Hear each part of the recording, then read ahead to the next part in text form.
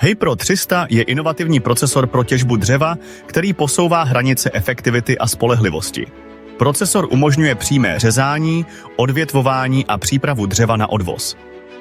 Tento stroj je ideálním řešením pro ty, kdo hledají efektivní způsob zpracování dřeva v probírkových porostech. Model Hypro 300 je jedním z nejkompaktnějších a zároveň nejvýkonnějších procesorů na trhu.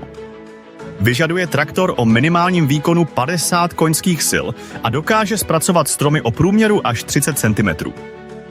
Naviják s délkou lana 35 metrů dokáže utáhnout kmeny až do 1,5 tuny.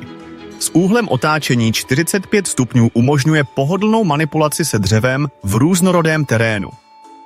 Hypro 300 nabízí intuitivní ovládání a pokročilé bezpečnostní prvky, což z něj činí ideální volbu pro malé a střední lesní podniky. Tento procesor je nejen efektivní, ale také snadno ovladatelný a udržovatelný.